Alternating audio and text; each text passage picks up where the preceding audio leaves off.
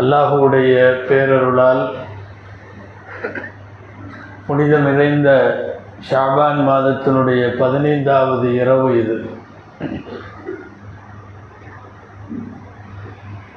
எல்லாம் வல்ல அல்லாஹ்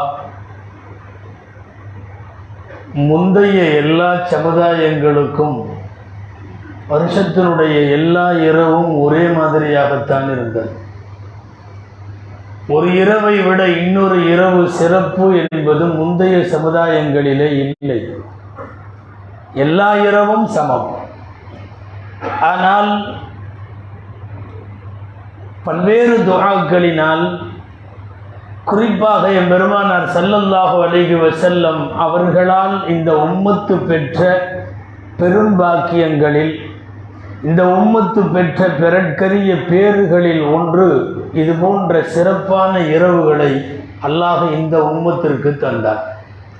எப்படி குர்ஆன் நமக்கு அருட்கொடையோ, அன்னலம் பெருமான் ஸல்லல்லாஹு அலைஹி வஸல்லம் எப்படி நமக்கான ஒரு மிகப்பெரிய அருட்கொடையோ, அவர்களின் மூலமாக இந்த உம்மத்து அடைந்த ஆயிரக்கணக்கான பலன்களில் மிக முக்கியமாக இது போன்ற இரவுகள் மிகப்பெரிய அருட்கொடை. ஒரு ஷாபானுடைய 15வது இரவு, ஒரு லைலத்துல் கத்ருடைய இரவு, 2 பெருநாட்களுடைய இரவு, ஏன் ஒவ்வொரு ஜும்மாவினுடைய இரவு, வியாழன் மாலை விடிந்தால் வெள்ளி அந்த இரவு, இவைகளெல்லாம் மிகப்பெரிய சிறப்பிற்குரியவைகளாய் இந்த உம்மத்தினருக்கு அல்லாஹ் பேரருண் கொடையாய் அல்லாஹ் வழங்கினார். அந்த அடிப்படையில் இந்த இரவு, இதன் மகத்துவம் என்ன? இது ஒரு செய்தி. இந்த இரவிலே அல்லாஹ் தீர்மானிப்பதாக சொல்லப்படுகிற விஷயங்களினுடைய அகமியம் என்ன? இது 2வது செய்தி. இந்த இரவிலே நாம் என்ன செய்ய வேண்டும்? இது 3வது செய்தி. இந்த 3 செய்திகளை மாத்திரம் ஒரு உரையாக நாம் சொல்லி நிறைவுபடுத்தி விடலாம். முதலில் சங்கைக்குரிய பராத்தினுடைய இந்த 15வது இரவு. பொதுவாக வாட்ஸ்அப்புகளும் ஃபேஸ்புக்குகளும் பரவலானதற்கு பிறகு நிறைய நன்மைகள், நிறைய தீமைகள், அதில் பெரிய முசீபத்துகளும் நடந்தது. அதில் ஒரு முசீபத்து என்னென்னா, ஆங்காங்கே பராத் இரவு எதுக்கு, இது எதுக்கு, அது எதுக்கு, பள்ளிவாசலில் கூடுறது எதுக்கு, யாசின் ஓதுறது எதுக்கு, துவா செய்கிறது எதுக்கு, எல்லாம் என்னத்துக்கு பள்ளிவாசலுக்கு போகிறீங்க என்றெல்லாம் எழுத்தில் எழுதி நோட்டீஸுகளெல்லாம் கொடுத்தவர்கள் ஒரு கட்டத்தில் இப்போது இந்த தகவல் தொழில்நுட்ப உலகில் முன்னேறி குட்டி குட்டி வீடியோவை கரெக்டாக பராத் அன்னைக்கு ரிலீஸ் பண்ணிடுறாங்க. இது தேவையில்லை, அது தேவையில்லை என்றெல்லாம் சொல்லி உலகத்தில் கோடிக்கணக்கான மக்கள் பராத்தினுடைய இரவிலே அமல் செய்கிறார்கள். பராத் இரவு என்பது தமிழ்நாடு மட்டுமல்ல, அகில இந்தியா மட்டுமல்ல, உலக அளவில் பல்வேறு இடங்களில் இந்த இரவிற்கென்றுள்ள சிறப்பை புரிந்தவர்கள் அமல் செய்கிறார்கள்.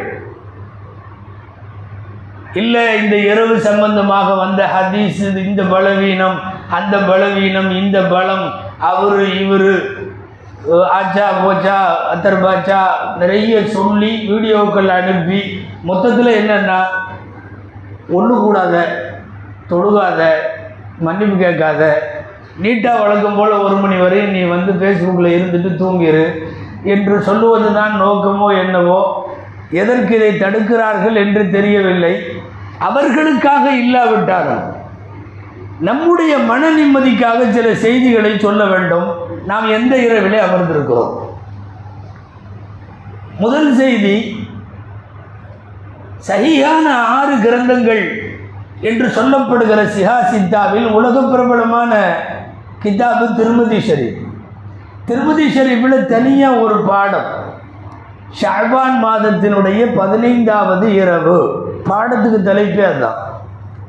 நான் சொல்லுவது ஹதீஸ் நூல். யார் வேண்டுமானாலும் ஆதாரமாக எடுத்து அந்த நூலிலே பார்த்து கொள்ளலாம். பாட நம்பர் 49. தலைப்பை என்ன போட்டிருக்கிறார்கள் தெரியுமா? எதையாவது பேசி கொண்டு வருகிற போது பராத்தை இடைசர்களாகலாம் இல்லை, பராத் இரவு தனி தலைப்பு ஹதீஸ் நூலில். அவர்கள் கண்களிலே பட்டிருக்கலாம், அல்லது திருமதி போன்ற பெரிய மனிதர்கள் கூட இவர்களிடத்தில் பலவீனமாக இருக்கலாம். பாபு மாஜா ஃபி லைலத்தின் நிஸ்ஃபி மின் ஷஅபான், ஷஅபான் மாதத்தினுடைய 15வது அந்த பாதி இரவை பற்றிய சிறப்பு என்று ஒரு தனி தலைப்பை இட்டு அதிலே நபிகள் ஸல்லல்லாஹு அலைஹி வஸல்லமை பற்றி பதிவு செய்கிற ஹதீஸ் ஆயிஷா ரலியல்லாஹு அன்ஹா அறிவிக்கிறார்கள். நாம் ஒவ்வொரு ஆண்டும் பராத்திலே கண்டிப்பாக அதை செவிமடுத்திருப்போம். ஒரு இரவு நேரத்தில் நபிகளாரை பக்கத்திலே காணவில்லை. நான் தேடிக்கொண்டு போனேன், பின்துயர்ந்து போனேன். என்னை விட்டு விட்டு அவர்கள் எங்காவது போய்விட்டார்களா என்று நான் தேடிக்கொண்டு போனேன். என் மனதில் ஏற்பட்ட வசுவசா. கடைசியில் நபி ஸல்லல்லாஹு அலைஹி வஸல்லம் போய் ஜன்னத்துல் பக்கீயிலே நின்றார்கள். கபிரிஸ்தானிலே நின்று நீண்ட நேரம் துஆ செய்தார்கள், அழுதார்கள். பிறகு திரும்பி வந்தார்கள்.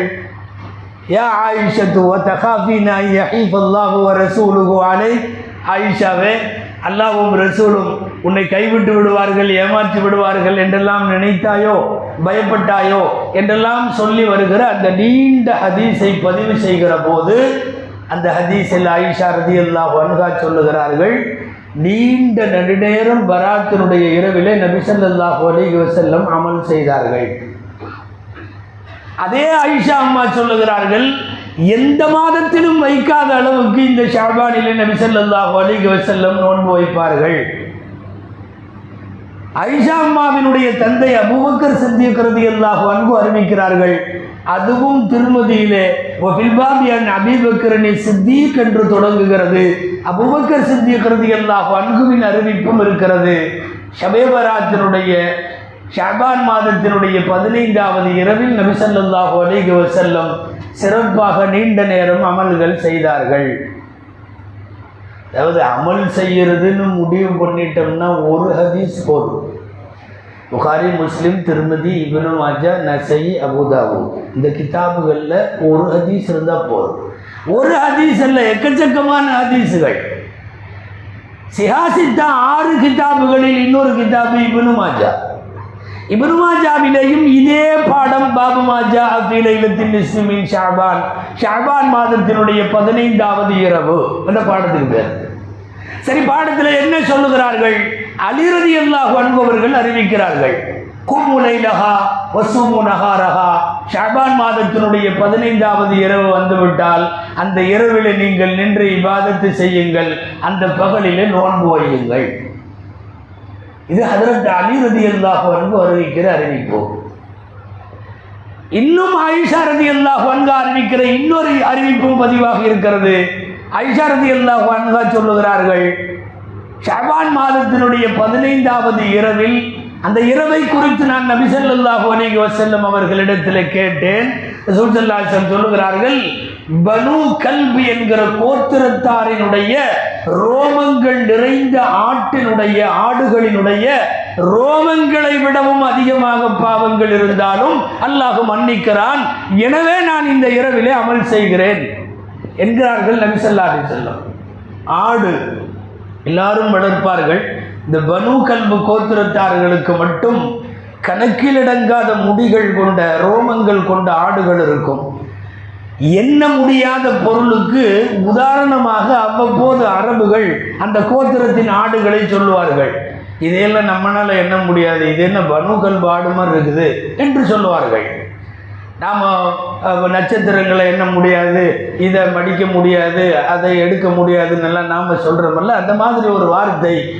எதெல்லாம் முடியாதோ, எண்ண முடியாதோ, கட்டுக்கடங்காததோ, கணக்கிற்குள் வராதோ அவைகளையெல்லாம் பனு கல்பு கோத்திரத்தின் ஆடுகளை போல என்று சொல்லுகிற பழக்கம்.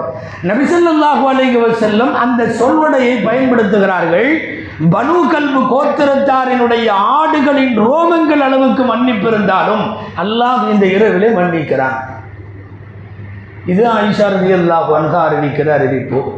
அனஸ் ரலியல்லாஹு அன்ஹு உட்பட நிறைய சஹாபிகள் அறிவிக்கிற இன்னொரு அறிவிப்பு, அல்லாஹ் இந்த இரவில் அவன் இறங்கி பாவ மன்னிப்பு தேடுவோருக்கு அழைத்து மன்னிப்பு தருகிறான், ரிஸ்க் தேடுவோருக்கு தருகிறான். பல்வேறு மனக்கவலைகளால் அல்லது நோய்களால் உடலால் மனதால் பாதிக்கப்பட்டிருக்கக்கூடிய யாருக்காக இருந்தாலும் ஆஃபியத்து தருவதாக வாக்களிக்கிறான். இதுவெல்லாம் ஹதீஸ்களில் இருக்கிறது. அமல் செய்யறதுக்கு நான் சொன்ன மாதிரி ஒரு ஹதீஸ் போதும், எக்கச்சக்கமான ஹதீஸ்கள் இருக்கிறது. வேற ஒரு அறிவிப்பு, முஸ்னத் அபி அலா என்ற ஒரு நூல் ஆயிஷா ரலியல்லாஹு அன்ஹாவுடைய அறிவிப்பில் வருகிறது. டைரக்டாகவே அதிகமாக நோன்பு வைக்கிறத பற்றி கேட்டுருவாங்க. எல்லா மாதத்தை விட அதிகமாக நோன்பு வைக்கிறீங்களே, உங்களுக்கு ஷாபான் மாதம் ரொம்ப பிடிக்குமோ அப்படின்னு கேட்குறாங்க. யாரும் ஆயிஷா ரலியல்லாஹு அன்ஹா. கேட்ட உடனே நபி ஸல்லல்லாஹு அலைஹி வஸல்லம் பதில் சொல்லுகிறார்கள், இன்னல்லாஹ கதப அலா குல்லி நஃப்ஸின் மய்யித்தத்தின் தில்க ஸனா. அல்லாஹு தஆலா இந்த மாதத்தில் இறக்கப் போகிற ஒவ்வொரு நஃப்ஸை பற்றியும், இந்த ஆண்டு இறக்கப் போகிறவர்களை பற்றி அல்லாஹ் எழுதுகிறான். சொல்லிட்டு ரசூலுல்லாஹ் சொல்றாங்க, உஹிப்பு அன் யஅதியனி அஜலி வ அன ஸாயிமுன். நான் நோன்பாளியாக இருக்கிற போது என் தவணை முடிவதை நான் ஆசைப்படுகிறேன். இந்த மாசம் பூரா ஏன் நோன்பு வைக்கிறீங்கன்னு கேள்வி. பதில் சொல்றாங்க, யார் யார் மௌத்தாகிறாங்களோ அவங்களை எல்லாம் முடிவு செஞ்சு அல்லாஹ் எழுதுகிறான். உஹிப்பு அன் யஅதியனி அஜலி வ அன ஸாயிமுன். நான் நோன்பாளியாக இருக்கிற நிலையில் என்னுடைய அஜல், என்னுடைய தவணை முடிந்து போவதை நான் ஆசைப்படுகிறேன் என்கிறார்கள் ரசூலுல்லாஹி ஸல்லல்லாஹு அலைஹி வஸல்லம். சொல்லிக்கிட்டே போலாம். ஷஅபான் மாதத்தினுடைய 15வது இரவு குறித்து மிக நீண்ட விளக்கங்கள் ஹதீஸுகளில். நீ அதை மாத்திரம் சொல்றது இங்கே நோக்கம் அல்ல. இது அமல் செய்யும் இரவு என்பதால் நீண்ட நேரம் பயானிலேயே கழிந்து விடவும் கூடாது என்பதும் கவனிக்க வேண்டும். ஆனால் ஒரு விசித்திரம் இங்கே கவனிக்கத்தக்க, இந்த இரவிலே அல்லாஹ் குர்ஆனிலே சொல்லுகிறான், ஃபீஹா யுஃப்ரகு குல்லு அம்ரின் ஹகீம். நுட்பமான ஒவ்வொரு விஷயமும் பிரித்து தரப்படுகிறது, மலக்குகளிடத்தில் ஒப்படைக்கப்படுகிறது. சாதாரணமாக நாம் வழக்கு பாஷையில் பட்ஜெட் போடும் இரவு என்று சொல்லுகிறோம். பிறக்கிற குழந்தைகள் அல்லது இறக்கிற ஆன்மாக்கள், கிடைக்க போகிற ரிசுக்குகள் அல்லது பலா முசீபத்துகள் ஏற்பட போவதோ அல்லது நீங்க போவதோ, இது குறித்த எல்லா செய்திகளும் மலக்குகளுக்கு தருகிறார். இது இந்த இரவிலே நடப்பதாய் குர்ஆனிலேயே இருக்கிறது. ஃபீஹா யுஃப்ரகு குல்லு அம்ரின் ஹகீம். என்ன ஒரு பியூட்டின்னா, இந்த இரவில் பட்ஜெட் போடுறேன்னு சொல்லிட்டு ஹதீஸில் வருது, முதல் வானத்துக்கும் வந்துடுறான். பட்ஜெட் போட போகிறேன், மன்னிப்பு கேட்குறவங்க யாராவது இருக்கீங்களா கேளு, ரிஸ்க்கு கேட்குறவங்க யாராவது இருக்கீங்களா கேளு. ஹல்மின் முஸ்தக்ஃபிரின் ஃபஅக்ஃபிர் லஹு. மன்னிப்பு கேட்போர் இருக்கிறீர்களா, மன்னிக்கிறேன்.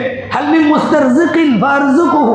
நீங்க யாராவது ரிஸ்க்கு தேடுவோர் இருக்கிறீர்களா, ரிஸ்க்கு தருகிறேன். ஹல்மின் முப்தலன் ஃபஅஃபிஹி.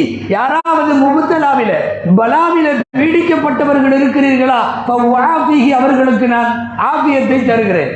அதாவது சும்மா பட்ஜெட்டை போட்டு அப்படியே போயிடுறதில்ல, பட்ஜெட்டுடைய ஏற்பாடும் நடந்துருது. வந்து நின்றுட்டு யார் யாரெல்லாம் கேட்குற கேளு, பட்ஜெட்டு கோயிங் ஆன், உனக்கு என்ன வேணும், மன்னிப்பு வேண்டுமா, ரிஸ்க்கு வேண்டுமா, ஆபியத்து வேண்டுமா, என்ன வேண்டும் கேள். இந்த ரெண்டு கோணமும் இந்த இரவில் மிக முக்கியமானது. இது இவ்வளவு சிறப்புகளையும் ஆண்டுதோறும் நினைவூட்டுகிற ஒரு வருத்தமான சூழல் இங்கே ஏற்பட்டு விட்டது. காரணம், அந்த அன்னைக்கு நீங்கள் வாட்ஸ்அப் திறந்தால் எல்லா குரூப்லையும் நிறைய பித்னா பசாதுகள், இது இல்லை அது இல்லை, இப்படி கொண்டாட வேண்டிய அவசியம் இல்லை, நிறைய இப்படிப்பட்ட செய்திகள் புறக்கணிக்கப்பட வேண்டும். நான் கடந்த ஆண்டிலும் நினைவூட்டி இருக்கிறேன், இருந்தாலும் சொல்லலாம். அரபுலகத்தினுடைய மார்க்க அறிஞர்களில் ஒருத்தர் இருக்கார், அவருக்கு அல்பானின்னு பேர், அல்பானி அவர்கள். அவர் வேலையே என்னன்னா, ஒரு 100 ஹதீஸ் கையில் கிடைச்சதுன்னா எக்கச்சக்கமான ஹதீஸை இது பலவீனம், இது பலவீனம், இது பலவீனம் தள்ளிக்கிட்டே போயிடுவார். மிஞ்சினது கொஞ்சம் தான் கிடைக்கும் அவருக்கு. அவ்வளவு நிறைய பலவீனங்களையும் பலமான ஹதீஸுகளையும் எடை போடுவதில் மிகப்பெரிய வல்லவர். சொல்லப்போனால் சவுதி உள்ளிட்ட வஹாபிய கொள்கைகளை கொண்டிருக்கக்கூடிய நிறைய பேருக்கு அவர் தான் ஆஸ்தான குரு. அவர் ஓகேன்னா தான் எதையும் செயல்படுத்துவாங்க, இல்லைன்னா பண்ண மாட்டாங்க. என்ன ஒரு பெரிய ப்ளஸ் பாயிண்ட்டுன்னா, அந்த அல்பானி பராத் இரவுகளில் இவ்வளவு ஹதீஸ் வந்திருப்பதால் இவைகளிலே அமல் செய்வது தாராளமாக அனுமதிக்கப்பட்டிருக்கிறது. ஏன்னா பல ஹதீஸுகளும் இந்த பராத்தினுடைய இரவிலே அமல் செய்வதற்கு வலு சேர்க்கப்பட்டிருக்கிறதுன்னு சொல்கிறவர் யார் தெரியுமா? ஏகப்பட்ட ஹதீஸுகளை பலவீனம்னு சொன்னவர். இனி அல்பானிக்கு மேலேயும் தமிழ்நாட்டில் ஆளுங்க இருக்காங்கன்னு தெரியுது. அவ்வளவு இதற்காக ஒரு இபாதத்தை தடுக்கிறார். அதாவது இந்த இரவு எல்லாரும் ஒரு இடத்துல கூடி அவங்கெல்லாம் டான்ஸ் ஆடுறாங்க, அவங்கெல்லாம் ஆர்கெஸ்ட்ரா பண்ணுறாங்க, அவங்கெல்லாம் வேறு ஏதாவது மார்க்கத்துக்கு புறம்பானதை செய்கிறாங்க. நீ தடுக்க வேண்டியதுதான். நோட்டீஸ் போடணும், வீடியோ அனுப்பணும், எல்லாம் பண்ணணும், பாவத்தை செய்கிறீர்களே அப்படின்னு. இங்கே என்ன நடக்குதுன்னா, மாறி மாறி அல்லா அல்லான்னு கொஞ்ச நேரம் கூப்பிடுவாங்க, கொஞ்ச நேரம் தொழுகுவாங்க, கையெடுத்து துவா செஞ்சுட்டு கொஞ்ச நேரம் அழுகுவாங்க, தனித்தனியாக எல்லாரும் தொழுகுவாங்க, அவங்கவுங்க பாவத்தை சொல்லி அவங்கவுங்க அல்லாட்ட அழுகுவாங்க, கடைசியில் போய் சகர் செஞ்சு நோன்பு வைப்பாங்க. எப்படியாவது தடுத்துடணும்னு நினைக்கிறானே. இது எந்த அடிப்படையிலானது? அதாவது ஒரு விஷயம், மார்க்க விஷயம் தெரியலன்னு சொல்கிறது பிரச்சனையே இல்லை. இது தவறு என்று சொல்லுவது மார்க்கத்தின் மீது தொடுக்கிற போர். தெரியலைங்கிறது சொல்ல போனால் கல்வியில் பாதி தெரியலைன்னு சொல்கிறது. தெரியலைன்னு சொல்கிறது நபிமார்களின் அடையாளம். தெரியலைன்னு சொல்கிறது கூச்சமே இல்லை. ஒரு மசாயில் கேட்கிறார்கள், ஒரு மார்க்க விஷயம் கேட்கிறார்கள், எனக்கு தெரியலை, நான் கிதாபை பார்த்து சொல்கிறேன், எனக்கு இப்போ உடனே ஞாபகத்தில் வரல, எனக்கு தெரியலை சொல்லலாம். தெரியலைன்னு சொல்கிறது ப்ளஸ் பாயிண்ட்டு. ஆனால் இது இல்லை அல்லது இது தவறு என்று சொல்லுவது மார்க்கத்தை பொறுத்தவரை இது அத்துமீறல் என்பதை கவனிக்க வேண்டும். ஆக இவ்வளவு சிறப்புகளையும் உள்ளடக்கிய ஒரு சங்கைக்குரிய இரவிலே தான் நாம் அமர்ந்திருக்கிறோம். சொல்வோர் சொல்லட்டும், தடுப்போர் தடுக்கட்டும், எழுதுவோர் எழுதட்டும். அல்லாஹ்விடத்திலே நாம் ஏந்துகிற கைகளை ஏந்தி கொண்டே இருப்போம். ஏந்துகிற நமக்கும் அல்லாஹ் ஏதாவது கொடுப்பான், வேண்டாம் என்று சொல்லுகிற அவர்களுக்கும் அல்லாஹ் ஏதாவது கொடுப்பான். கொடுக்கணும்னு சொல்லலை, அல்லாஹ் அவர்களுக்கும் நேர்வழி தர வேண்டும். அல்லாமா அபுல் ஹசன் ஹர்கானி ரஹ்மத்துல்லாஹி அலைஹி அவங்க ஏதோ ரூமுக்குள்ளே அவங்க வீட்டில் உட்காந்துக்கிட்டு அல்லா அல்லான்னு சத்தம் போட்டே இருந்தாங்களாம். அல்லா அல்லா அப்படின்னு எப்போ பார்த்தாலும் அவங்க ஏதோ திக்ரு செய்வாங்க போல தெரியுது. பக்கத்து வீட்டுக்காரன் இது என்ன நூதனமான முறையில் அல்லா அல்லான்னு கத்திக்கிட்டே உட்காந்துருக்க, இப்படி கத்திக்கிட்டே உட்காந்துருந்தா எப்போ பார்த்தாலும் திட்டிக்கிட்டே இருப்பானா. வர்றவங்க போகிறவங்கள்ட்ட எல்லாம் இவர் அல்லா அல்லான்னு கத்திட்டு கிடக்கிறாருன்னு சொல்லுவானா. அபுல் கர்கானி ரஹ்மத்துல்லாஹி போய் சொன்னாங்க, இந்த அளவுக்கு பேசுகிறாருன்னு. அவன் அப்படியே பேசிட்டுக்கிட்டோம், நான் இப்படியே கத்திட்டு இருக்கேன், எல்லாம் பார்த்துட்டு இருப்பான். யார் என்ன செய்கிறாங்களோ அவங்களுக்கு தெரிஞ்சதை எல்லாம் கொடுத்துட்டு போகிறான். இந்த ஒரு நிலைப்பாடு தான் இது போன்ற பல்வேறு பராத்திரவை குறித்த பரப்புரைகளுக்கு இடையிலேயும் அமல் செய்தல் என்பது.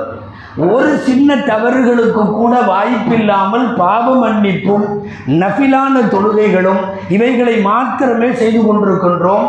அதுதான் இந்த இரவினுடைய சிறப்பான அமல்கள். குறிப்பாக நிறைய பேர் வந்துடுறதுக்கு காரணம் என்னென்னா, இந்த பட்ஜெட்டு அப்படி இப்படின்னு பயமுறுத்துறாங்க. கொஞ்சம் உட்காந்துட்டோம்னா ஏதாவது நல்லது கெட்டது ஏதாவது எல்லாம் பார்த்து ஏதாவது போட்டுக்குவான் அப்படின்னு மனசுக்குள்ள எல்லாத்துக்கும் வர்றது தான். அது தப்பி தவறி ஏதாவது மவுத்துன்னு இருந்தால் ஒரு 2 வருஷம் தள்ளி போகட்டும், இல்லை ஏதாவது குழந்தை இல்லைன்னு எழுதிடுவான், குழந்தை இருக்குன்னு எழுதிட்டோம், அல்லது ஏதாவது நல்ல வேலை, நல்ல பரக்கத்து, நல்ல ரிசுக்கு. ரொம்ப குறிப்பாக மனிதர்கள் பயப்படுவது அவர்களுக்கு வந்து சேருகிற ரிசுக்கை பற்றி நல்ல முறையில் கிடைக்கணும். இன்னொன்று, தவணை சீக்கிரம் முடியக்கூடாது. இந்த அப்படியே ஒரு ஹதீஸ் சொன்னவே, மன்னிப்பு கேட்பவர்கள் உண்டா, ரிசுக்கு கேட்பவர்கள் உண்டா, பலா முசீபத்தில் பாதுகாப்பு கேட்பவர் உண்டா, தவணை முடிவதை பற்றி கேட்பவர்கள் உண்டா? இந்த ஹதீஸை வச்சுட்டு தான் முன்னோர்கள் என்ன பண்ணாங்க, அந்த ஹதீஸில் உள்ள ஒவ்வொரு வார்த்தைக்கும் ஒரு யாசின் ஓதி நீண்ட ஆயுளை கேட்குறோம், ஒரு யாசின்னு ரிசுக்கு வேணும்னு கேட்குறோம், ஒரு யாசீனு. பலா முசீபத்திலிருந்து அல்லாஹ் என்ன வார்த்தைகளை முதல் வாரத்தில் வந்து சொல்லுவானோ அதுக்கு ஒரு யாசீன். யாசீன் புகாரில் வருதுன்னு நாங்கள் சொல்லலை. ஒரு அல்லாஹ் சொல்லக்கூடிய அந்த ஹதீஸில் இருந்து எடுத்து இது ஏதாவது ஒரு நன்மையை செய்து அல்லாஹ்விடத்தில் துவா செய்கிறோம். ஒரு யாசீன் ஓதி துவா செய்கிறோம், ஒரு 2 ரக்காத்து தொழுது துவா செய்கிறோம், யாருக்காவது சதகா கொடுத்து விட்டு துவா செய்கிறோம். யாருக்கு எங்கே வலிக்கிறது? எனவே அனாச்சாரங்கள் என்கிற பொய் பிரச்சாரங்களை எல்லாம் தாண்டியது இந்த இரவு. ரொம்ப முக்கியமா அல்லாஹ் ரிஸ்க் அஜல் இதையெல்லாம் முடிவு பண்றான். நமக்குள்ள ஒரு விஷயத்தை உறுதியாக முடிவு செய்யறது என்ன தெரியுமா? நம்ம ரிஸ்க் கம்ப்ளீட் ஆகாம நமக்கு மவுத்து வராது. மவுத்தாகிறதுக்குள்ள நமக்கு வர வேண்டிய எல்லாம் வந்துடும். கடைசி எந்த இடத்துல என்ன சாப்பிட்ட பிறகு மவுத்து அப்படிங்கிறதெல்லாம் ஃபிக்ஸடு, பூரா எழுதியாச்சு. லாஸ்ட் ரிஸ்க் வரையும் எழுதியாச்சு. ஆனால் அந்த ரிஸ்க் முடியாமல் யாரும் மவுத்தாக மாட்டாங்க, யாரும் மவுத்தாக மாட்டாங்க. அல்லமா இப்ராஹிம் இப்னு அதுஹம் ரஹ்மத்துல்லாஹி அலைஹி அவங்க சொல்லுவாங்க, கவலை இல்லாமல் இருக்கீங்களே அப்படின்னு. ஆமாம், எனக்கு என்ன கவலை? என் ரிஸ்க்கு கண்டிப்பாக இன்னொருத்தர் எடுக்க முடியாது. என் ரிஸ்க்கு கண்டிப்பாக இன்னொருத்தர் எடுக்க முடியாது. நான் ஏன் இப்படி இருக்கேன்னு கேட்குறியா? நான் தான் தொழுதாலும் என் தொழுகை இன்னொருத்தர் தொழுக முடியாது. இன்னொன்று தெரியுமா? தவணை முடிஞ்சுன்னா நான் தான் மௌத்தாகணும், எனக்காக இன்னொருத்தர் மௌத்தாக முடியாது. அதனால் நான் இப்படி இருக்கேன், விட்டுரு. ரிஸ்க்கை தேடலாமே, 4 காசு ரொம்ப ஓடலாமே, துனியாவுக்கு பின்னாடி இப்படி இருக்கிறீங்களே, வர வேண்டிய ரிஸ்க்கு வந்தே தீரும். ஆனால் இதுக்காக வேண்டி வீட்லேயே உட்காந்துக்கிறதுன்னு தப்பாக புரிஞ்சுக்கூடாதீங்க. இது ஒரு பெரிய விஷயம் இருக்குது. சில பேர் அந்த மாதிரி இருப்பாங்க, நல்லடியார்கள் யாராவது ஒரு வேலையும் பண்ணுறதில்லை. என்னப்பா பண்ணுற? நான் எங்கள் அத்தா கூட துணைக்கு இருக்கேன். உங்கள் அத்தா என்ன பண்ணுறாரு? அவர் சும்மா தான் இருக்கார். அவர் சும்மா இருக்கிற அத்தாவுக்கு கூட இவர் ஒரு துணைக்கு இருக்காராம். அந்த மாதிரி அதான் வர்றது வந்துருமல்ல, வர்றது வந்துருமல்லன்னா உமரதி இல்லான்னு சொல்லுவார்கள். வானம் தங்கத்தை மழையா பொழியாது, வெள்ளிய மழையா பொழியாது. ஹஜ்ஜுக்கு வந்தவங்க நிறைய பேர் ஹஜ்ஜை முடிச்சுட்டு ஊருக்கு போகாமல் அங்கேயே உட்காந்துட்டு இருப்பாங்களாம். மஸ்ஜிதுல் ஹராம்லையும் மஸ்ஜிதுல் நபவிலையும் அங்கேயே உட்காந்துக்கிட்டு ஊருக்கு போகாமல் துண்டை எடுத்து சுருட்டிட்டு அடிக்கிறதுக்கு வருவாங்களாம் பள்ளிவாசலில். உமரதி இல்லான்னு எல்லாம் ஊருக்கு போ ஊருக்கு போ அப்படின்னு விரட்டுறப்போ அவங்க சொன்ன வார்த்தை, இப்படி உழைக்காமல் இங்கே உட்காந்துருக்கிற ஃபைன சமா அல்லா தும்திரு தகவன், வானம் ஒன்றும் தங்கத்தை மழையாக பொழியாது, ஒலபில்லத்தன் வெள்ளி மழையெல்லாம் பொழியாது, நீ போய் வேலை செய்யணும். ஆனால் ஒன்று, வரவேண்டிய ரிஸ்க்கு எப்படியாவது வந்துடும், எப்படியாவது வந்துடும். முன்னோர்களுடைய வரலாறுகளில் ஒன்று உண்டு. கிணத்துல தவறி உளுந்து ஒரு ஆள் உள்ளே போயிட்டார். அப்புறம் எல்லாம் சேர்ந்து சத்தம் போட்டு எல்லாம் இறங்கி ஆளை தூக்கி உயிர் இருக்குது. மொத்தா போயிட்டாருன்னு நினச்சா ஜம்மு நல்லா தான் இருந்திருக்கார். எழுப்பி விட்டு எல்லாம் ஆசுவாசப்படுத்தி பால் கொடுத்துருக்காங்க. குடிச்சு முடிச்சுட்டு எப்படி உளுந்தேன்னு கேட்டிருக்காங்க. அவர் நான் உளுந்த விதத்தை சொல்லி காட்டுறதுக்காக அங்கே விளிம்பில் நின்றுருக்கிறார். நின்று இங்கே நின்றுட்டு இருந்தேன், இந்த இடத்துல இப்படி தான் நின்றுட்டு இருந்தேன், நான் எப்படியோ பேலன்ஸ் தவறி இப்படின்னு உண்மையாலுமே விழுந்தார். ரூபு போயிடுச்சு. திரும்ப எடுத்து போட்டாங்க வெளியே. அப்போ உயிர் இல்லை. சொல்கிறாங்க ஒன்றும் இல்லை, இந்த 1 கிளாஸ் பால் பாக்கி இருந்திருக்கு. அவன் ரிஸ்கில், அவன் ஆயுஷில் அந்த பால் முடியறதுக்கு முன்னாடி விழுந்திருப்பான் போல் இருக்கு. தூக்கி அல்ல பாலை கொடுத்து திரும்ப மூத்தாக்கி விட்டான். இல்லை, விஷயம் அவ்வளவுதான். இன்ன ஜிப்ரஈல நஃபத ஃபீ ரௌஇ, நபி ஸல்லல்லாஹு அலைஹி வஸல்லம் உடைய ஹதீஸ் புகாரிலே இருக்கு. இன்ன ஜிப்ரஈல் நஃபத ஃபீ ரௌஇ, ஜிப்ரஈல் அலைஹிஸ்ஸலாம் என் உள்ளத்திலே ஊதினார்கள், என் உள்ளத்திலே உதிப்பை ஏற்படுத்தினார்கள். என்னுடைய இதயத்தின் ஓரத்தில் ஜிப்ரஈல் சொன்னார்கள். என்ன சொன்னார்கள்? லன் தமூத நஃப்ஸுன் ஹத்தா தஸ்தக்மில ரிஸ்குஹா, எந்த ஒரு ஆன்மாவும் அதன் ரிஸ்க்கு பூர்த்தியாகாமல் மௌத்தாகாது, மௌத்தாகவே ஆகாது. இந்த பட்டினி சாவுன்னு எல்லாம் போடுவாங்க பேப்பரில், பட்டினி சாவெல்லாம் இல்லை, ரிஸ்க்கு முடிஞ்சிருச்சு மௌத்து, அதுக்கு மேல் அவருக்கு உணவு கிடைக்காதுன்னு அர்த்தம். பட்டினி சாவா இல்லை, எந்த தவணையாக இருந்தாலும் அது சரியாக முடிகிற போது அவர்களுக்கு நடந்துடும். நான் சொன்ன மாதிரி ரிசுக்கு தட்டுக்கு தேடி வந்துருங்கிறதுனால சும்மா உட்கார்றதுக்கு மார்க்கத்தில் அனுமதி இல்லை. அனுமதிக்கப்பட்ட வழியில் சம்பாதிச்சிடணும், நல்லா சம்பாதிக்கணும், அதில் திறமையை காட்டணும். இந்த துன்யாவுக்கு உள்ள பெரிய ப்ளஸ் பாயிண்ட் என்ன தெரியுமா? ஆகிரத்துக்கு இதுதான் மைதானம். நீங்கள் ஆகிரத்தில் உயர்வு அடையணும், இங்கே தான் அதுக்கான மைதானம். இங்கே செயல்பட வேண்டும், இங்கே உழைக்க வேண்டும், இங்கே ஹராம் ஹலால் பேண வேண்டும், இங்கே பக்குவமாக இருக்க வேண்டும். மறுமைக்கு இந்த துன்யா தயாரிப்பு களம் என்கிற ஒரு சிறப்பை தவிர துன்யாவுக்கு வேறு சிறப்பு இல்லை. சம்பாதிப்பதற்கு அனுமதித்த முறையில் சம்பாதிப்பதற்கு எல்லா அனுமதியும் உண்டு. ஹஜ்ரத் உர்வத்துல் பாக்கரி ரலியல்லாஹு அன்ஹு, அந்த சஹாபி ஒருத்தர் ரொம்ப கொஞ்சம் கஷ்டப்பட்டுட்டு இருந்தவர். நபி ஸல்லல்லாஹு அலைஹி வஸல்லம் அவரை பிஸ்னஸில் கொஞ்சம் தூக்கி விடுறதுக்காக ஒரு நாள் கூப்பிட்டு நபி ஸல்லல்லாஹு அலைஹி வஸல்லம் 2 திர்ஹம் கொடுத்தாங்க. 2 திர்ஹம் போய் ஒரு ஆடு வாங்கிட்டு வா. அவருக்காகத்தான் அந்த ஆடு பால் கறந்து அதில் அவர் கொஞ்சம் கொஞ்சமாக மேலே வரட்டும். நல்ல திறமையாளர், ஆனால் ஒன்றுமே கையில் இல்லை அவருக்கு. நபி ஸல்லல்லாஹு அலைஹி வஸல்லம் 2 திர்ஹம் கொடுத்து ஒரு ஆடு வாங்கினாங்க. அவர் அறிவார்ந்த வேலை செய்தார். போய் 2 திர்ஹத்தை கையில் வச்சுக்கிட்டு ஆடு அலைஞ்சு திரிஞ்சு 1 திர்ஹத்துக்கு ஒரு ஆடு வாங்கினார். மிச்சம் 1 திர்ஹம் கையில் இருக்கு. ரசூலுல்லாஹ் கொடுத்த 2 திர்ஹத்தில் 1 திர்ஹத்தில் ஆடு வாங்கியாச்சு. வாங்கினவர் என்ன பண்ணார் தெரியுமா? சந்தையில் போய் நின்று 1 திர்ஹத்துக்கு வாங்கின ஆட்டை 2 திர்ஹத்துக்கு விற்றார். வீட்டுக்கு 2 திர்ஹத்தை விற்றார். கையில் இப்போ எவ்வளோ இருக்கு? 3 திர்ஹத்தோடு வந்தார். நபி ஸல்லல்லாஹு அலைஹி வஸல்லம் வந்து நீங்கள் கொடுத்த 2 திர்ஹம் இந்தான்னு கொடுத்தார். ரசூலுல்லாஹ் என்ன செஞ்சேன்னு கேட்டாங்க. அவர் ஹிஸ்ட்ரி சொன்னார். இப்படி போனேன், இப்படி வாங்கினேன், இப்படி விற்றேன், இப்படி விற்றேன், கையில் 3 திர்ஹம். பாரக்கல்லாஹு ஃபீ குல்லி சஃப்கத்திக வ பைஅத்திக. ரசூலுல்லாஹ் செஞ்ச துவா, அல்லாஹு தஆலா உன்னுடைய வியாபாரத்திலும் உன்னுடைய இந்த உள்ளங்கையிலும் அல்லாஹ் உனக்கு பரக்கத்து செய்வானாகன்னு துவா செஞ்சாங்க. அந்த சஹாபி உர்வா சொல்றாரு, ரசூல் ஸல்லல்லாஹு அலைஹி வஸல்லம் எனக்கு அந்த 2 திர்ஹத்தை கொடுத்த போது நான் அதை 3 திர்ஹமாக்கி சென்ற போது எனக்கு அவர்கள் துவா செஞ்சதால் எனக்கு கன்ஃபார்மாக தெரியும், நான் போய் மண்ணில் கையை போட்டாலும் லாபமாயிருக்கு. நம்ம சொல்கிறோமல்ல, குப்பையில் காசு போட்டாலும் குப்பையில் கொண்டு போய் வந்தால் கையை போட்டாலும் லாபமாகுது அப்படின்னு சொல்கிறோமே. அவர் சொல்லுகிறார், நான் மண்ணிலே கையை போய் போட்டாலும் அது எனக்கு லாபமாக கொட்டும். நபி ஸல்லல்லாஹு அலைஹி வஸல்லம் துஆ செய்தார்கள். அதாவது நுணுக்கமாக நுட்பமாக அனுமதிக்கப்பட்ட வழியில் சம்பாத்தியம் தேட வேண்டும், உழைக்க வேண்டும். ரிஸ்க்கு தான் எழுதிட்டானல்ல, நம்ம எங்கே போனால் என்ன அப்படின்ட்டு உட்கார்றதுக்கு பேர் இல்லை. மார்க்கத்தில் ஒரு பெரிய வார்த்தை தவக்குல். தவக்குல் நம்பிக்கை. இந்த தவக்குல் சரியாக புரிய வேண்டும். தவக்குலை சோம்பேறிகள் தப்பாக புரிகிறார்கள். சோம்பேறிகள் உழைக்க போறதில்லை. என்னன்னா அல்லாஹ் எழுதியிருந்தது அவ்வளவுதான். ஏங்க நீங்க ஹராமாவே தொழில் பண்ணிட்டு இருக்கிறீங்க? நல்ல தொழில் ஆண்டவன் எழுதுனது எனக்கு இதுல தான்.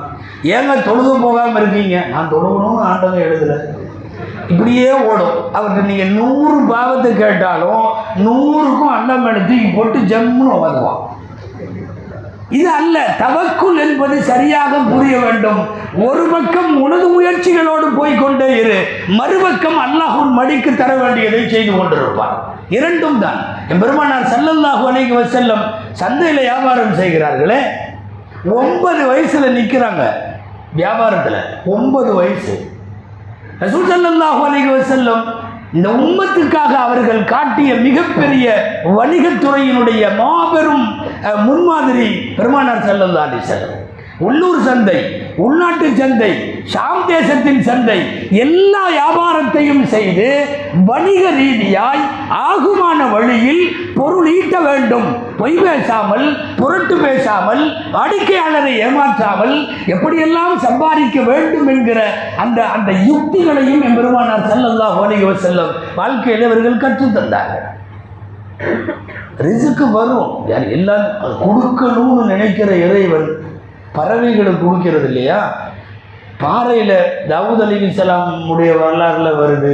அதே மாதிரி மூசா அலைஹிஸ்ஸலாமுடைய வரலாறுல வருது. சுலைமான் அலைஹிஸ்ஸலாம் வரலாறுல வருது. புழு பூச்சிகள்லாம் ஆண்டவன் எப்படி ரிஸ்க்கு கொடுக்குறான்னு வருது.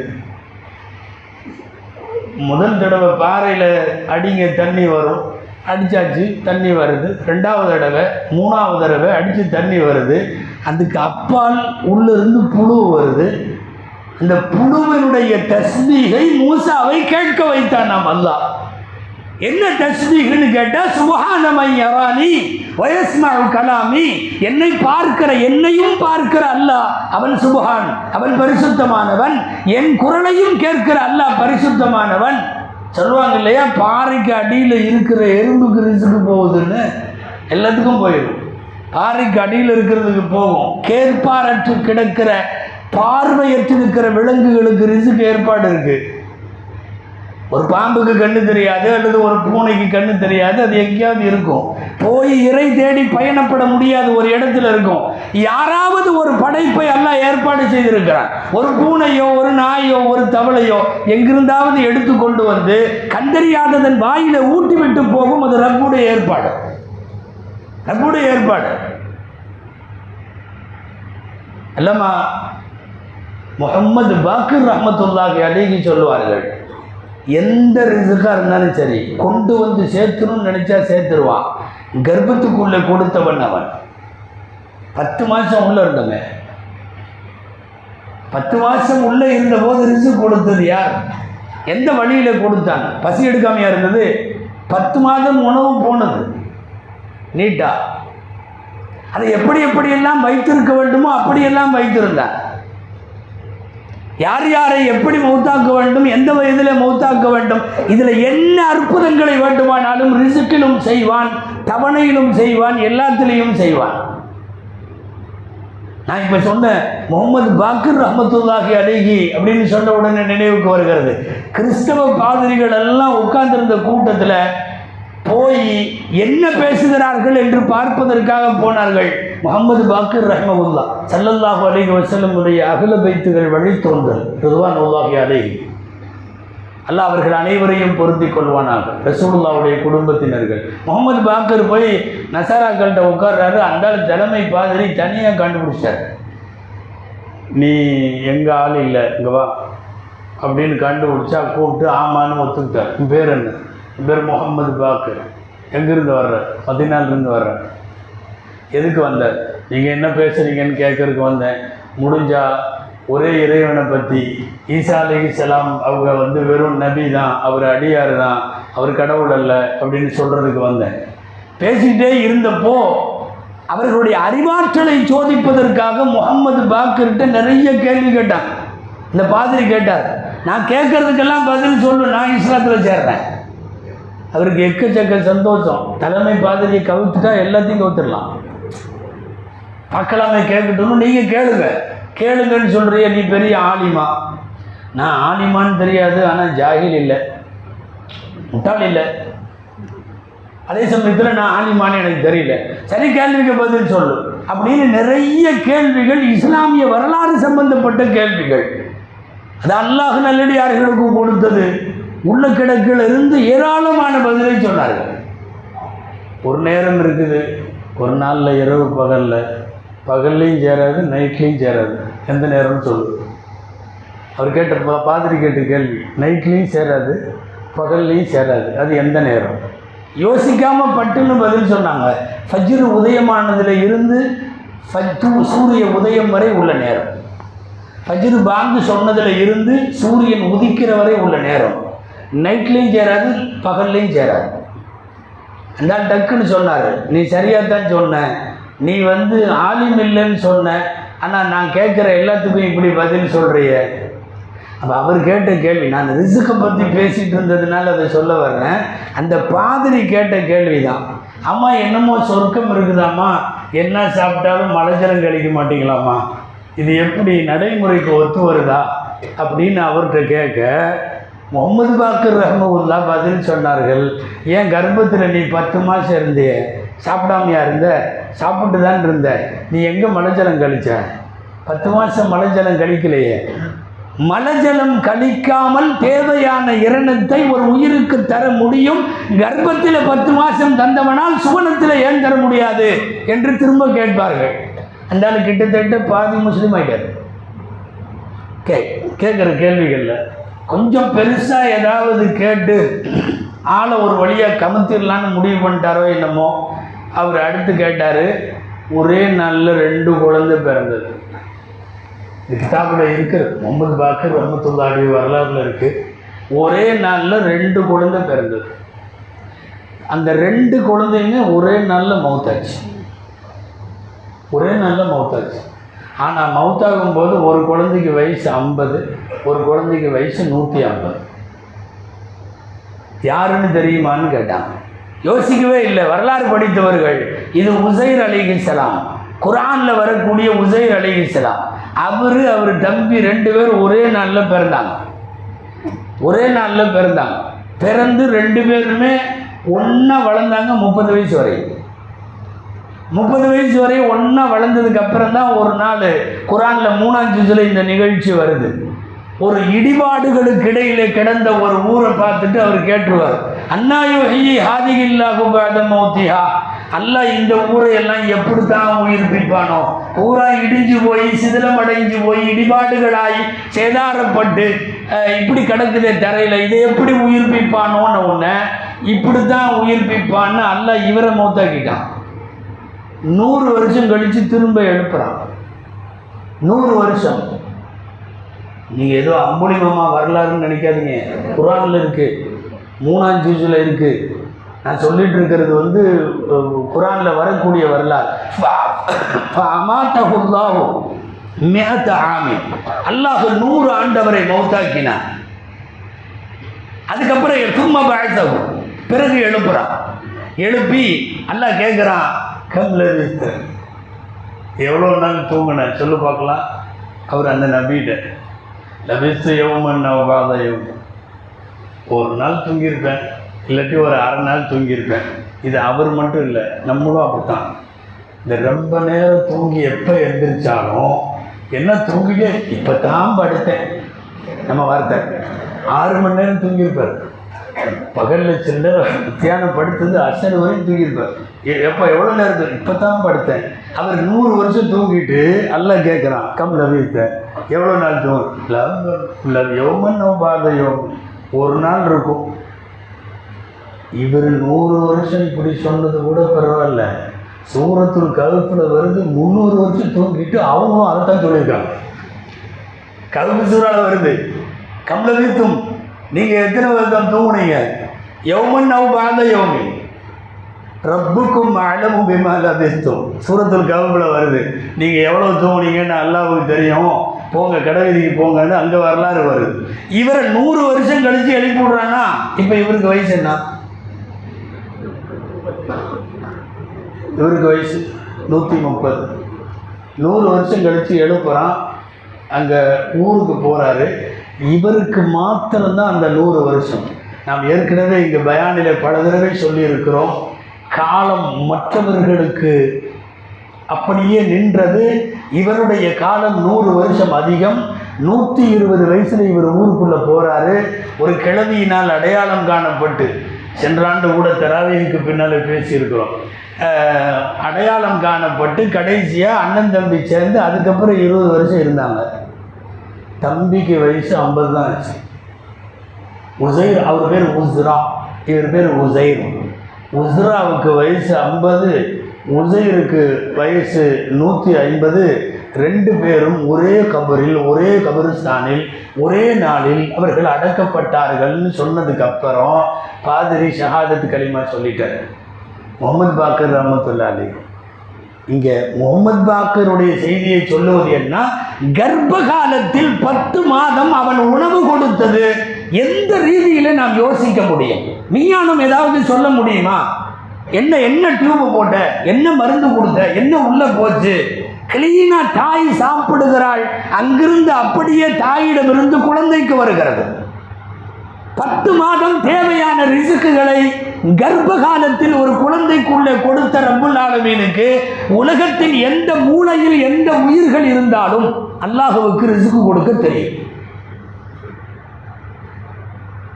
குட்டி போட்ட குட்டிகளுக்கு, விலங்கினங்களுக்கு, குஞ்சு பொரித்த பறவைகளில் அந்த குஞ்சுகளுக்கு எல்லாத்துக்கும் ரிஸ்கை அவன் தருகிறான். புழுக்களிலே இருந்து புலி வரைக்கும் அத்தனை விலங்கிற்கும் தேவையான ரிஸ்க்குகள் மிகச்சரியான முறையில் போகிறது. அல்லாஹ் ரிசுக்கை முடிவு செய்யக்கூடிய, தவணையை முடிவு செய்யக்கூடிய, குழந்தைகளுடைய பிறப்புகளை முடிவு செய்யக்கூடிய இரவு இது. இதில் சந்தேகமே வேண்டாம். அல்லாஹ் பிரித்து கொடுக்கிறார். ஏற்கனவே அதெல்லாம் லவ்ஹுல் மஹ்ஃபூதில் எழுதி வச்சிருக்கு. எழுதி வச்சதை மலக்குகள்கிட்ட பிரித்து கொடுக்குறான். நான் இங்கே இன்னொரு செய்தியும் சொல்லணும். அல்லாஹ்வுக்கு மறதியெல்லாம் கிடையாது, ஆனாலும் க்ளீனாக எழுதி வச்சுக்கிறான். எதுவுமே மனப்பாடத்தில் மட்டும் இருந்தால் சரிப்படாது, எழுதணும். அல்லாஹ்வுக்கு மறதி கிடையாது, ஆனால் எழுதி வைக்கிறானா இல்லையா? இமாம் கஸாலி ரஹ்மத்துல்லாஹி கேட்டாங்க, என்ன உட்காந்து எழுதிக்கிட்டே இருக்கிறீங்க, அதான் நீங்கள் எல்லாமே மனப்பாடம் பண்ணிட்டீங்கல்ல. அப்போ அவங்க சொன்ன பதில் இது. அல்லாஹ்வுக்கு மறதி இல்லை, அவனே லவ்ஹுல் மஹ்ஃபூதில் எழுதி வச்சுருக்கான்ல. அப்படிங்கிறப்போ அப்புறம் நான் ஏன், எனக்கு மறதி இருந்தால் என்ன, இல்லாட்டி என்ன, மனப்பாடத்தில் இருந்தால் என்ன, எழுத வேண்டும். எழுதி வைக்கப்பட்ட விதிகளினுடைய அந்த லவ்ஹுல் மஹ்ஃபூஸ் என்கிற ஏட்டிலே இருந்து அல்லாஹ் பிரித்து மலக்குகளிடம் கொடுக்கிறான். மலக்குகள் அதை அமல்படுத்துகிறார்கள். பொதுவாக பார்லிமெண்ட்டில், இங்கே அசம்பிளியில், இதுலாம் பட்ஜெட் போடுவாங்க. இடையில அந்த பட்ஜெட்டில் சேஞ்ச் எல்லாம் நடக்கும். திடீர்னு ஒரு ஒதுக்கப்பட்டது 10 கோடியாக இருக்கும், 15 கோடியாக கூட்டுவாங்க. திடீர்னு ஏதாவது ஒரு புயல் வரும், உடனடியாக பேரிடர் கால நிதி அது தனியாக எடுத்து வெளியே வரும். அந்த மாதிரி பட்ஜெட் போடுவது இது நம் துவாக்களுக்கு ஏற்ப, நம் நடைமுறைகளுக்கு ஏற்ப, நம் தான தர்மங்களுக்கு ஏற்ப, நாம் அல்லாஹ்விடத்தில் கேட்பதற்கு ஏற்ப அல்லாஹ் விதிகளை திருத்துவான். உங்களுக்கு தெரியும், விதிகளை திருத்துகிற சக்தி 2க்கு மட்டும் உண்டு. ஒன்று துஆ, இன்னொன்று சதகா. துஆ விதியை மாற்றும், சதகா விதியை மாற்றும், நிச்சயமாக மாற்றும். ஒரு துஆ செய்துவிட்டு அல்லாஹ்விடத்தில் கேளுங்கள், ஒரு அழுது கேளுங்கள், அல்லது ஒரு சதகாவை செய்துவிட்டு அல்லாஹ்விடத்தில் கேளுங்கள். இப்போ லாஸ்ட்டாக நம்ம முக்கியமான பாயிண்ட் என்னன்னா, இந்த இரவில் நாம் என்ன செய்ய வேண்டும். ஹதீஸ் இரவில் வணங்குங்கள், பகலில் நோன்பு வையுங்கள்னு வருது. நோன்பு பிடிப்பது ஒன்று, இரவில் வணங்க வேண்டும். வணக்கத்தில் ஆக முக்கியமானது பாவம் மன்னிப்பு, இஸ்திக்ஃபார். இந்த இரவாக இருந்தாலும், லைலத்துல் கத்ர் இரவாக இருந்தாலும், பெருநாள் இரவாக இருந்தாலும், எந்த இரவாக இருந்தாலும் பாவம் மன்னிப்பு அது ஒன்று மட்டும்தான் இந்த மாதிரி நைட்டில் ரொம்ப இம்பார்ட்டண்ட்டான விஷயம். அதாவது மனிதன் இயற்கை பாவம் செய்வது. நபிமார்களை தவிர யாரும் எனக்கெல்லாம் பாவ சிந்தனையே வர்றதில்லைன்னா பொய் சொல்கிறேன்னு அர்த்தம். இயற்கை பாவம் வரும், மனிதனுடைய இயற்கை பாவம். அது அப்பப்போ அந்த நப்சை பிடிச்சி அமுத்தி வைக்கணும், விட்ட திரும்ப பாவத்துக்கு தான் போகும். அப்படி பழகிருச்சு. ரொம்ப எக்ஸாக்டாக எக்ஸாம்பிள் சொன்னோன்னா, இந்த ஸ்ப்ரிங் இருக்குல்ல, ஸ்ப்ரிங், இரும்பில் ஸ்ப்ரிங் இருக்குல்ல, இந்த பேனாவுக்குள்ளே எல்லாம் கூட இந்த ஊக்குக்குள்ளே இருக்குமில்ல முதல்ல ஸ்ப்ரிங்கு, அந்த ஸ்ப்ரிங் தான். அழுத்தி பிடிச்சிங்கன்னா ஆக சின்னதாயிடும். இப்படி அழுத்தி பிடிச்சோம்னா இத்தனூனாக இருக்கும். கொஞ்சம் விட்டிங்கன்னா அந்தளவுக்கு கேட்கணும், இன்னும் கொஞ்சம் விட்டோம்னா அந்தளவுக்கு கேட்கணும். டப்புன்னு பூரா விட்டிங்கன்னா ஓடும். நப்சி தான், வேற ஒன்றுமே இல்லை. பிடிச்சி அமுத்தி வச்சு அந்த திக்குன்னு இந்த இஸ்திக்ஃபார் யாரெல்லாம் அப்படி இப்படின்னு அமுத்தினா அமுதே இருக்கும். லேசாக விடுங்க, தலையை காட்டும். அங்கே போகலாமா, இங்கே போகலாமா, இந்த காசில் என்ன வந்துட போகுது, எல்லோரும் வாங்கத்தானே செய்கிறாங்க. இப்படி ஒவ்வொன்றா இந்த ஸ்ப்ரிங்கை நம்ம விரலை பொறுத்தான். லேசாக விட்டிங்கன்னா லேசாக மேலே வரும், இன்னும் கொஞ்சம் விடுது, இன்னும் கொஞ்சம் மேலே வரும். நல்லா அழுத்தி பிடிச்சதை டப்புன்னு விடுத மேலே எங்கேயாவது போய் முட்டிட்டு நிற்கும். கிட்டத்தட்ட நேரடியாக பாவத்தை தூண்டுகிற நப்சுக்கு சரியான உதாரணம் சொல்ல வேண்டுமானால் ஸ்ப்ரிங்கு மாதிரி அமுத்தியே பிடிச்சிருக்கிற வரையும் பிரச்சனையே இல்லை, கொஞ்சம் கூட அதை விட முடியாது. விட்டால் இப்படி தான் போகும். அல்லாஹ் அதை அப்படித்தான் வைத்திருக்கிறார். அதனால பாவம் செய்வது என்பது மனிதனுக்கு இயற்கையாக்கப்பட்டு விட்ட போது, பாவ மன்னிப்பு என்பதும் பழக்கமாக்கப்பட வேண்டும். பழக்கமாக்கப்படும். ஒன்றும் இல்லை, குர்ஆனில் வரலாறு இருக்கு, 25 நபிமார்களுடைய வரலாறு இருக்கு. எல்லா நபிமார்கள் வரலாறுலையும் அல்லாஹ் நபிமார்களை அறிமுகப்படுத்துகிறான், அவங்க வரலாறுகளை சொல்கிறான். அவங்க ப்ளஸ் பாயிண்ட் மாத்திரம் தானே சொல்லணும். அப்படி இருந்தார் இப்படி இருந்தார் அதையும் சொல்கிறான். எல்லா நபியும் ஏதேனும் ஒரு சின்ன தவறை செய்து விட்டு யாரெல்லாம் மன்னிப்பாயாகன்னு கேட்டதே குர்ஆன்ல இருக்குது. ஒரு நபி கூட விதிவிலக்கு இல்லை. கிட்டத்தட்ட குழந்தையிலேயே மௌத்தா போன நபிமார்களை தவிர எல்லா நபியும் தவுத் அலைஹிஸ்ஸலாம் கேட்கிறார்கள், ஃபகஃபர்னா லஹு அன்தனா லஸுல்பா, மன்னிச்சிட்டே போ. சுலைமான் அலைஹிஸ்ஸலாம் கேட்கிறார்கள், ரப்பிகுஃபிர்லி வஹப்லி முல்கன் லா யன்பகி லி அஹதின் மின் பஅதி, அல்லாஹ் என்ன மன்னிச்சது. முதல் மனிதர் ஆதம் அலைஹிஸ்ஸலாம் கேட்டார்கள், அல்லவா ரப்பனா ஸலம்னா அன்ஃபுஸனா வ இல்லம் தக்ஃபிர் லனா. ஒருத்தர் பாக்கி இல்லை. எத்தனை நபிமார்களின் வரலாறுகள் குர்ஆனிலே இருக்கிறதோ அந்த நபிமார்களின் வரலாறுகளை சொல்பவன் தவறு செய்துவிட்டு அவர்கள் மன்னிப்பு கேட்டார்கள், நான் மன்னித்தேன் என்று சொல்லுகிறான். அந்த தவறு நாம செய்கிற தவறு மாதிரி இல்லை. பொதுவாக ஒன்று புரிஞ்சுக்கணும், நபிமார்கள் நல்லோர்களுடைய தவறுகளும் நம்முடைய தவறும் சரியாகாது. இது விளக்கமாக பேசப்பட வேண்டும். சொல்ல போனால் சில தவறுகள் நபிமார்களுக்கு ஏற்படுத்தப்பட்டவை, நடந்தா எப்படி மன்னிப்பு கேட்கணும்னு நமக்கு சொல்லி தர்றதுக்காக. எல்லா நபியின் வரலாறும் பேசுறத நபிமார்கள் மன்னிப்பு கேட்டார்கள்னு சொல்றதுல இருந்து நமக்கு ஒன்று தெரியுது. பாவ மன்னிப்பு இஸ்திக்ஃபார் அல்லது அஸ்தக்ஃபிருல்லாஹ்னு சொல்றதுக்கு பாவம் செஞ்சிருக்கணும்னு அவசியம் இல்லை.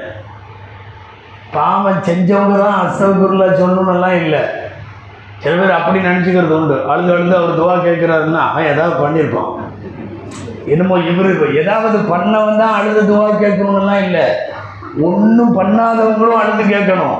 பாவ மன்னிப்புங்கிறது செய்வதற்கு பாவம் செய்திருக்க வேண்டும் என்கிற அவசியம் இல்லை. நான் 70 முறை பாவ மன்னிப்பு கேட்கிறேன் என்கிற பெருமானார் ஸல்லல்லாஹு அலைஹி வஸல்லம் அவர்கள் மீது பாவத்தின் நிழல் கூட பட்டதில்லை. ரசூலுல்லாஹ் இஸ்திக்பார் செய்யாமல் இருந்தாங்களா? ஒவ்வொரு நாளும் அஸ்தக்ஃபிருல்லாஹ் அல்லது அஸ்தக்ஃபிருல்லாஹ ரப்பி மின் குல்லி தன்பின் வ கத்தியத்தின் வ அதூபு இலை. பாவ மன்னிப்புகளின் தலைவர் அப்படின்னு சொல்லி ரசூலுல்லாஹ் துவா ஓதுனாங்க. அந்த துவாவை நபி ஸல்லல்லாஹு அலைஹி வஸல்லம் ரசூலுல்லாஹ் அல்லாஹ் அந்த அன அபதி வ அன்த காலிகின் எல்லாம் சொல்லி வரக்கூடிய துவா. அந்த ரப்பி லா இலாஹ இல்லா அன்த கலக்தனி வ அன அப்துக வ அன அலா அஹதிக வ வஅதிக மஸ்ததஅது வ அஊது பிக மின் ஷர்ரி மா ஸனஅது வ அமூலக பினி. இதெல்லாம் பாவ மன்னிப்பு. இதுக்கு ரசூலுல்லாஹ் வச்ச பேர் இஸ்திக்பார்களின் தலைவர். இந்த இஸ்திக்பாரை எல்லாம் செய்ய வேண்டிய அவசியம் பெருமானார் ஸல்லல்லாஹு அலைஹி வஸல்லத்துக்கு ஏன் வந்துச்சு? பாவம் செய்வதற்கு மன்னிப்பு கேட்கறதுக்கு மட்டும் நல்லா தெரிஞ்சுக்கணும். பாவம் செஞ்சிருக்கணும்னு அவசியம் இல்லை. பாவம் செய்யாதவங்களே மன்னிப்பு கேட்கணுங்கிற மாதிரி இருந்தால் நம்மள மாதிரி எக்கச்சக்க பாவத்தை செஞ்சுட்டு இருக்கிறவங்க என்ன செய்யறது? இது நீண்ட நேரம் பயானுக்கானதில்ல, முடிவுக்கு வருவோம். அல்லாஹ்விடத்தில் பாவ மன்னிப்பு கேட்போம். இது கூட்டாக துவா செய்வது மட்டுமல்ல, தனியாக. நான் இன்னைக்கு நைட்டு 40 ரக்காய் தொழுதேன், 20 ரக்காய் 2 ரக்காய் தொழுதாலும் பரவாயில்ல, கண்ணில் 2 சொட்டு தண்ணி விட்டு கேட்போம். உலகத்தில் எத்தனையோ அழுகைகள் உண்டு. சந்தோஷத்தில் அழுகிறாங்க, கவலையில் அழுகிறாங்க, யாராவது பிரிவில் அழுகிறாங்க, காணாமல் போன நியமத்துக்காக அழுகிறாங்க, இருக்கிறது கையை விட்டு போயிடுச்சுன்னு அழுகிறாங்க, மௌத்தில் ஹயாத்தில் அழுகிறாங்க, பயத்தில் அழுகிறாங்க, கவலையில் அழுகிறாங்க. உலகத்தில் நிறைய அழுகைகள் உண்டு. எல்லா அழுகைகளை விட ஆகச் சிறந்த அழுகை என்ன தெரியுமா? ரப்பை பயந்து 2 சொட்டு தண்ணி வந்துச்சுன்னா போதும். அல்லாஹுவை பயந்து ஹஷியத்துல்லாவில் அழுகிற அழுகை, அல் புகாஉ மின் ஹஷியத்தில்லா, அல்லாஹுவினுடைய அச்சத்தால் ரப்பிடத்தில் கையேந்தி, நான் உனக்கு இப்படி ஒரு தப்பை பண்ணிட்டேன், நீ எனக்கு நிறைய நியமத்தை கொடுத்தும் கூட நான் இப்படி தவறாக வாழ்ந்துட்டேனேன்னு 2 சொட்டு தண்ணி தனியாவோ கூட்டாவோ கண்களிலிருந்து வருமானால் உங்களுக்கு தெரியும், அல்லாஹுவின் பயத்தால் ஒரு ஈயினுடைய தலை அளவுக்கு கண்ணீர், ஒரு முட்டை, ஒரு சொட்டு கண்ணீர் வந்தாலும் அந்த கண் நரகத்திற்கு போகாது. நபி ஸல்லல்லாஹு அலைஹி வஸல்லம் சொன்ன ஹதீஸ். ஐனானி, அதுல ஒன்று ஐனுன் பகத் மின் ஹஷியத்தில்லாஹ், அல்லாஹ்வுடைய அச்சத்தால் அழுத கண். நரகம் தீண்டாது என்கிறார்கள் நபி ஸல்லல்லாஹு அலைஹி வஸல்லம். அதனால உலகத்தில் எதற்கும் அழுகிறார்கள். கையை விட்டு போன தின்பண்டத்துக்காக, பொருளுக்காக, தொழிலுக்காக, பிரிந்து போன உறவுக்காக, பழகியவர்கள் பிரிந்து போன எத்தனை எத்தனை அழுகைகள். ஆகச் சிறந்த அழுகையை நாம் அழுக வேண்டும். சில்லற விஷயங்களுக்கெல்லாம் அழுகிறது இல்லை. நம்முடைய அழுகையும் கூட ஆகப்பெரிய விஷயத்திற்கு அழுக வேண்டும். அது அல்லாஹ்விடத்தில் மன்னிப்புக்காக அழுதால், செய்த பாவத்தை சொல்லி என்னை மன்னித்து விடு என்று அழுதால், இது போன்ற இரவில் எனக்கு தப்பாக எந்த விதியையும் எழுதிவிடாது, யாரெல்லாம் நல்லவைகளை எழுது, நல்லடியார்களுக்கு எழுதுவதை போன்று எழுது என்று அழுதுவிட்டால் அல்லாஹ் அழுகிற கண்ணை ஒருபோதும் திருப்பி அனுப்ப மாட்டான். ஏந்துகிற கையை ஒருபோதும் வெறும் கையாக அனுப்ப மாட்டான். துவா செய்வோம். இந்த புனிதமான இரவினுடைய கயிறு வர்க்கத்துகளை எல்லாம் அல்லாஹ் நமக்கு தருவானாக. இந்த புனிதமான இரவிலே நாம் கேட்கிற துவாக்களை அல்லாஹ் கபூல் செய்வானாக. அல்லாஹ் இறைவன் ஏற்கனவே நம்மை நல்லோர்களின் பட்டியலிலே அல்லாஹ் எழுதியிருந்தால் அதை அப்படியே துயர்த்தி தொடர்ந்து அப்படியே வைப்பானாக. ஒருவேளை தவறான துர்பாக்கியசாலிகளின் பட்டியலிலே அல்லாஹ் நம்மை எழுதி இருந்தால் அல்லாஹ் அவைகளை அடித்து நல்லடியார்களின் கூட்டத்திலே அல்லாஹ் நம்மை சேர்ப்பானாக. ஆமீன். வ ஆகிரு தஅவானா அனில் ஹம்துலில்லாஹி ரப்பில் ஆலமீன்.